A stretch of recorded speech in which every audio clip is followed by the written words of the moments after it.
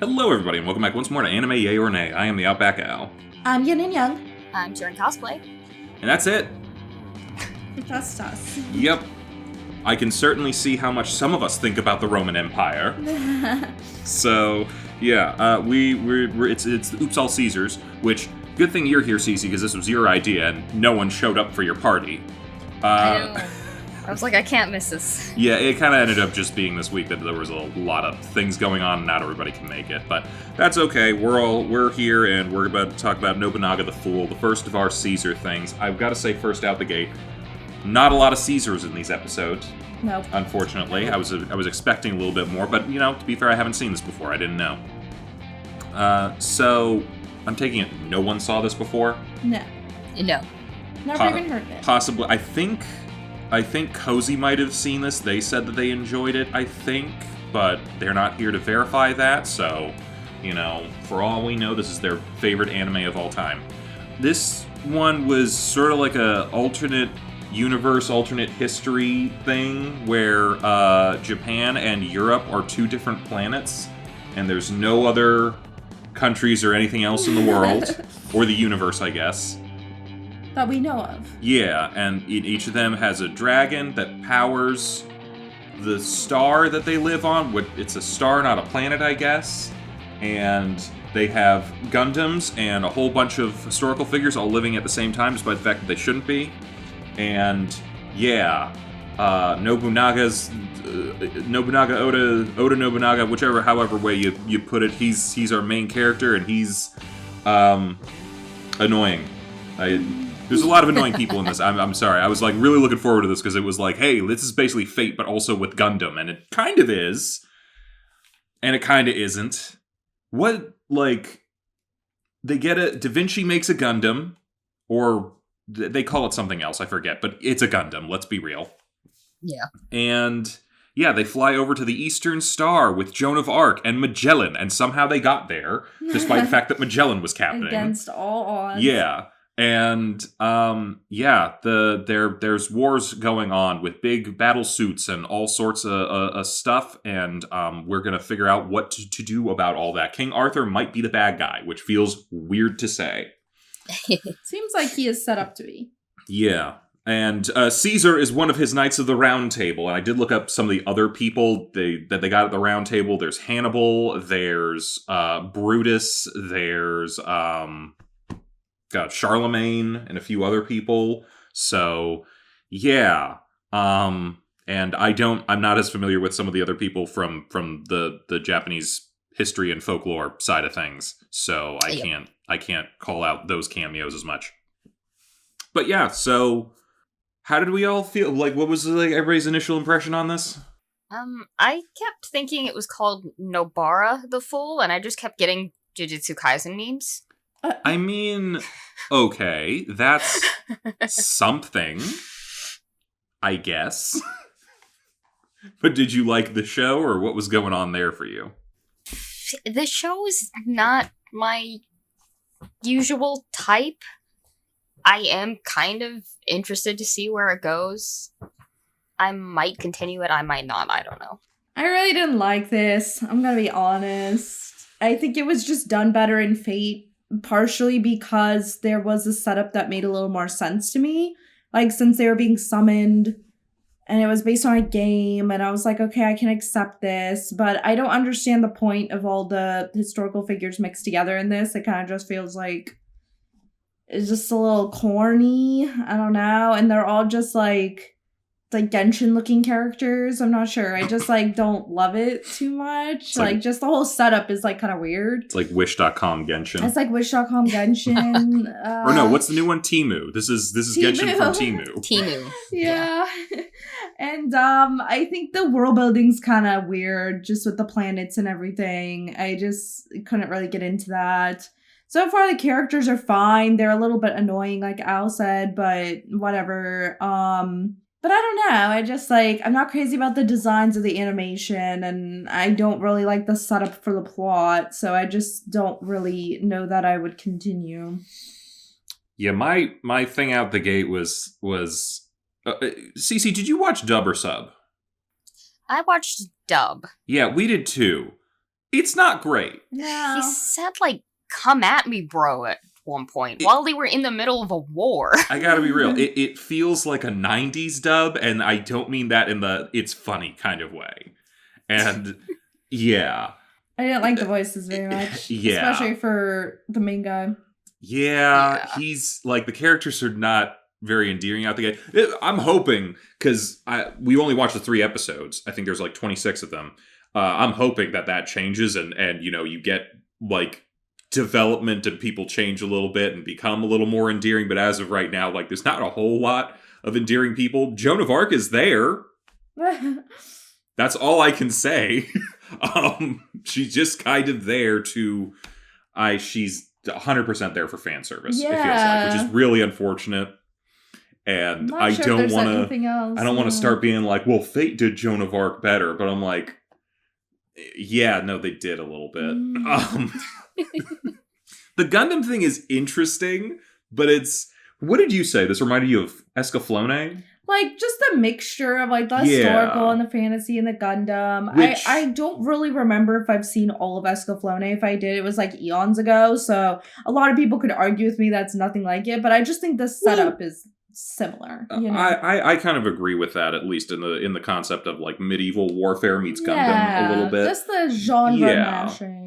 Yeah, honestly, it kind of makes me want to watch Escaflowne a little bit, because the only version I had was the 4Kids one. It's all cut up, right? Or wait, was it 4Kids or Saban? No. I think it was 4Kids. That they only made like 6 episodes of, and it was like they completely recut the plot and did all that. So I've never really seen Escaflowne, but I do remember aesthetically, I thought it was really cool, and they had a Gundam that turned into a dragon. That's right up my alley. Here, if a Gundam starts turning into a dragon at some point, I think that this show could turn around and be a 10 out of 10. But haven't seen that yet. Now, this is not really a complaint about the show itself, and more of just a complaint of like, oh, we came here for the Caesars. Caesar's not really here. He shows up in episode 2 and just to drop his name real quick, and that he's gone. Yeah, he's there for like 3 minutes. Yeah, I think I looked. He's not going to show up again until episode 5. So for purposes of this month, not great. But yeah, I can't really like make a complaint. They didn't know people were going to watch this just for a guy named Caesar. He definitely like didn't give me Caesar vibes so far, but I don't know. I mean, it's change. Kind of like Fate a little bit. You kind of have to have them drop their name, otherwise you're not going to know who they are a little bit. But yeah, so I think my main problem was like I was really wasn't connecting with anybody in this. Yeah, like Da Vinci's fun. He's like that weird trumpet thing. Yeah, he's kind of playing mad scientist a little bit, which okay, all right, I can get behind that, but that's a supporting character. I swear he didn't have an accent in the first episode. And then the second episode, a couple lines in, he suddenly had a very thick accent. I don't know. I don't remember. If they're going to throw accents on people, why does Joan of Arc not have a French accent, though? Yeah. It would have added some character, I guess. She is kind of there for fan service at this point. And I guess she has premonitions of the future, but we are not really utilizing that yet. Maybe that comes in handy later, though. You never know. Yeah, so far all she did was get saved. Yeah.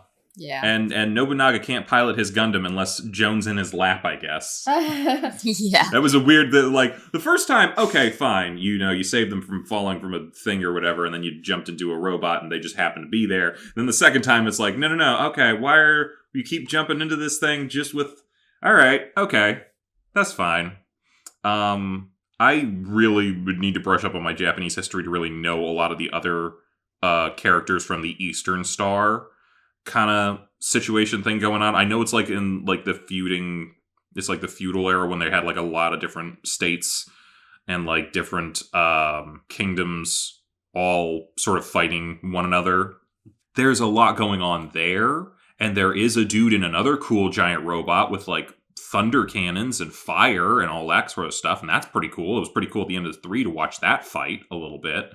And I could be very wrong, but he feels like one of those like early villains, air quotes, who's going to just turn out to be your friend in the next episode. But because like it's possible. I'm just throwing it out there. As far as like if you're building a team of like warriors or Gundam fighters or whatever, I feel like they have a position open for a big kind of dumb guy.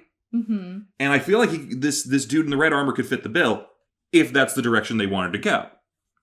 He at least like doesn't seem like evil, dastardly evil. He seems more like the honorable enemy kind of person. So there's possibilities. Yeah. But yeah, I hate Monkey. Yeah, he's a little irritating. Yeah, like, and part of it might be the voice. It's Greg Ayers, who's from he's Leo from Ghost Stories. I don't.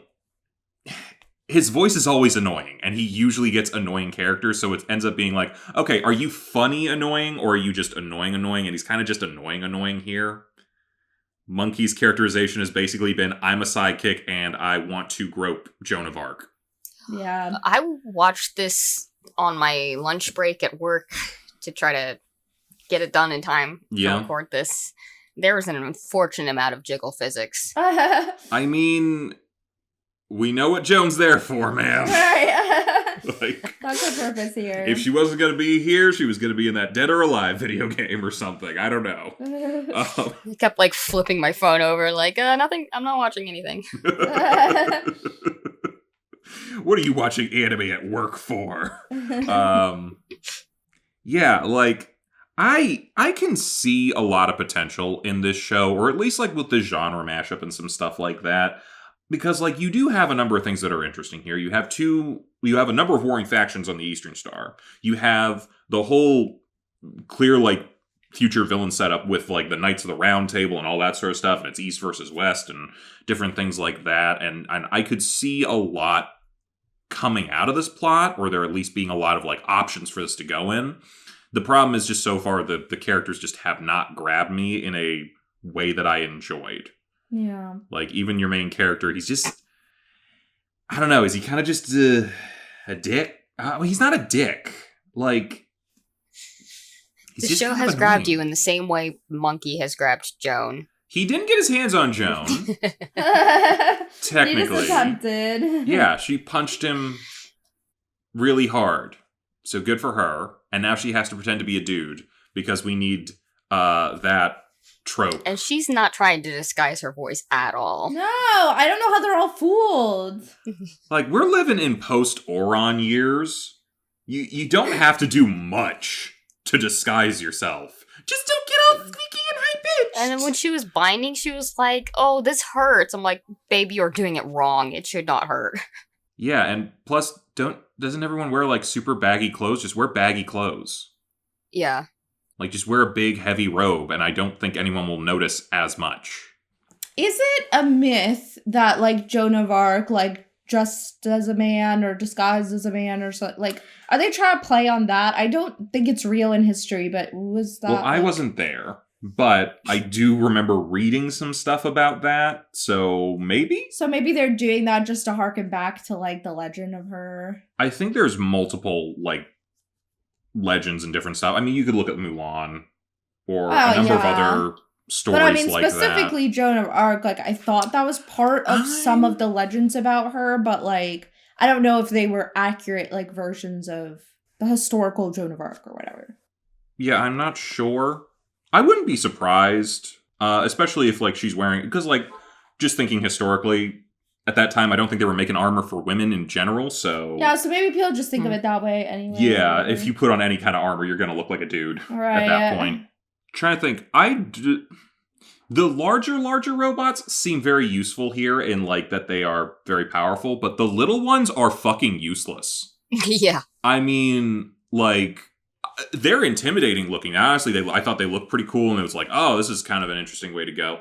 But, like, you just need one good arrow or gunshot into the face, and you immediately kill the pilot, and it's useless.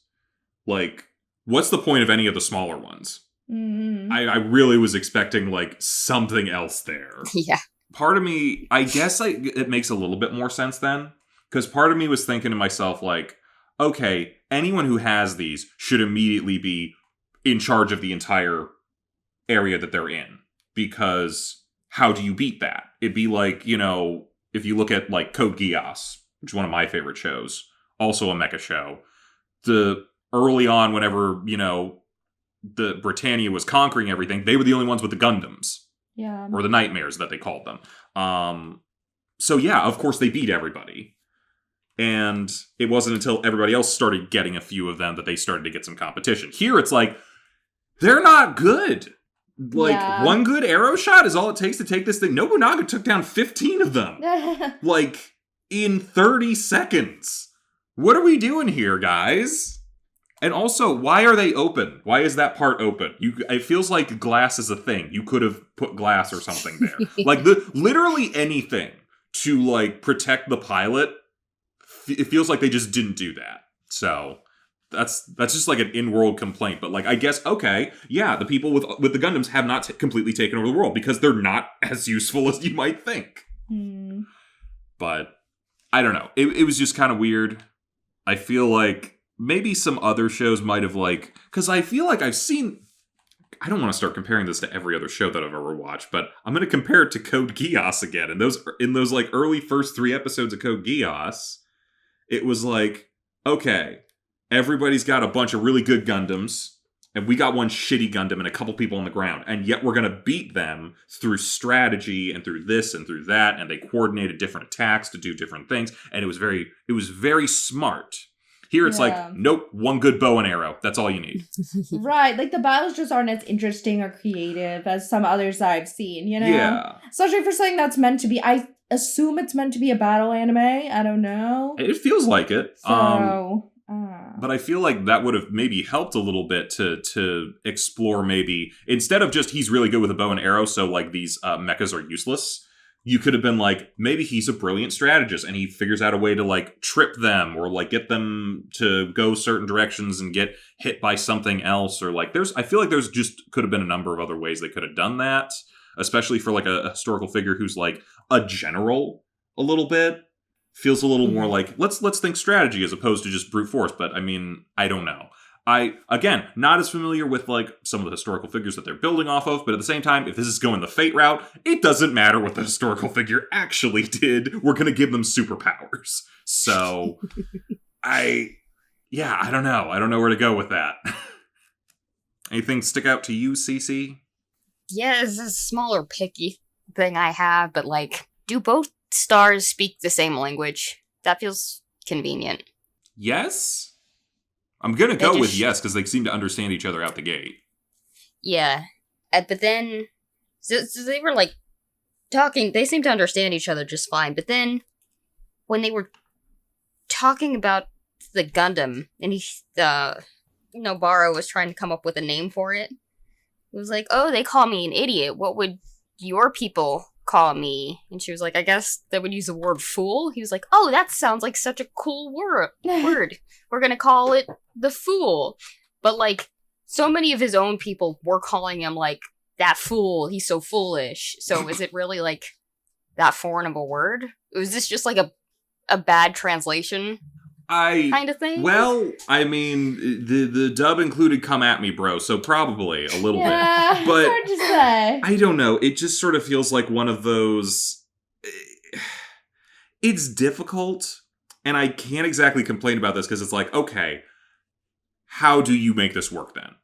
Because, like, yeah, realistically, she should be speaking French. Her buddy should be speaking Italian. I think Magellan is Spanish. King Arthur is English, but would probably be speaking, like, older Gaelic or Welsh or something. And then, like, Nobunaga and his buddies are speaking Japanese. No one should understand anything that anybody's saying, but we have to get the plot moving. So it's like, yes, everybody understands everybody. But then, yeah, you have, like, oh, what would this word be? Like, no, you're all speaking the same language, so there's no way to make it work. Yeah, like, I guess I can believe that there's different, like, slang and colloquialism, but, like... Yeah. But then they're using the colloquialism. Yeah. He seemed to, like, know this word that the people of his own star were already using. So, is it a foreign term or not? Specifically. Exactly. Like, he's heard this. But, yeah. Honestly, I feel like the one show that I have seen do that very well is Samurai Champloo. They had one episode where Americans show up, and even in the dub, they, like, like, the Americans don't speak Japanese, the Japanese don't speak English, and there's, like, one translator between the two who's, like, going back and forth and re-saying lines to everybody. And it's like, okay, yeah, no, that's a translator. So that makes sense. I need to watch the sub to see if they're actually speaking, like, English in it, and then translating it. But in the dub, they're like, everyone speaking Japanese is speaking English, but they're speaking it normal. And the guy who's translating it is just putting, like, a weird accent on the English whenever he's translating it. So, like, that's your note that we're doing something here. So it was kind of funny. It was honestly a really funny episode, and it's all about invading Japan through baseball. But talk about that at a later date. I just watched this pretty bad Christmas rom-com. It was made in Norway. It was kind of racist. It's about this girl who brings home her Indian fiance to meet her family. So was it like just that old movie? What's it called? Guess Who's Coming to Dinner? I mean, I feel like every country has had one at one But point. it had, yeah, just like a twist on that. But yeah, we watched the dub of it. And there were parts where, like, the family would start talking in Norwegian to each other, and the daughter would be like, hey, can we have this conversation in English so that the fiancé can be included? But they would, but, like, we only heard English, so we just thought they were being rude and just, like, whispering stuff when he's 2 feet away. Yeah, that is kind of the trouble that you have with some of these. I would find it hilarious if the entire time in this show, someone like Joan of Arc was speaking, like, not Japanese, and, like, but everybody still understood her. I don't know. I don't know how you make that work and still be able to tell a story. Yeah. Isn't Japanese a romance language? They're close enough. Yeah, sure. It's like Portuguese. I don't know. There's so few people here today, so it's like we don't have a whole lot of other opinions going around. What does anyone else want to say here? I didn't get enough of this show to fully... I guess it's a mad to light yay? Yeah, it felt like it was trying to set up a lot, and yet also was not at all. Yeah. Like, I don't know what I'm supposed to be caring about specifically, I guess. I'm pretty much a meh here. I might on my own time, just to see what the Caesar element would have been, I might watch 2 more episodes. Yeah. Just to see what's going on there, because clearly they're going to be like the bad guy for this particular arc and fight and do all that stuff. Great. But yeah. So for the Oops All Caesars, not much Caesar here today. Very sorry, everybody. But, I would like to suggest for this month, in addition to the yays and nays, we decide if we are stabbing Caesar or not. Although this Caesar has not done enough for me to stab him, I think. Yeah. This Caesar... I don't know. He can stay for now. He hasn't proven himself one way or the other. This Caesar has survived the Ides of March. Okay. So I agree. And where are you on the show? It was kind of like a light nay for me. I don't see myself continuing, and I just don't really like the setup very much, so wasn't a fan. I feel like you and me haven't seen Escaflowne in a while, and we said that. We probably should rewatch it to see if we even would enjoy it. Perhaps. I don't know. I don't even know if I enjoyed it before. I probably saw a couple episodes. Hard to say. Yeah, we'll have to come around to that and some other stuff. But in the meantime, we got more Caesars coming up. Hopefully with a little bit more Caesar as we're going forward. Now I'm going to throw it out there. Next week, we should talk about, we're watching Fate Extra Last Encore. And the saber of that Fate series is Caesar. Nice. So we're going to have Caesar from episode 1. How well that Caesar do, we don't know. But yeah, so we got that. Thermae Romai and Battle Tendencies coming up. And looking forward to all of those. Again, it's going to be a weird month. It's what I'm looking forward to. But at the same time, we have no idea what the quality of the shows are going to be at this point. Yeah. So... yeah, come back for Fate, Caesar, and more Caesars as we keep going. How beginner friendly is whatever we're watching for Fate? Because I don't know anything about Fate.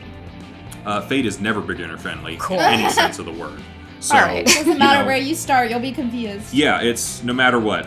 One of the great things that I always remember about, like, because my favorite is Fate Zero, and it's a prequel to Fate Stay Night. So Fate Stay Night spoils Fate Zero, and Fate Zero spoils Fate Stay Night. So you're fucked either way, and this is an entirely separate canon, I think. Or it's not, I don't know. But we'll find out next week. We'll see you guys then. Bye-bye. Bye. Hey, thanks for watching, and if you haven't already, be sure to subscribe and ring the bell icon for notifications. If you enjoyed this video, give us a like, and if you haven't already, check out some of our previous episodes, our daily gaming videos, or our parody series Madoka Magically Abridged. See you next time!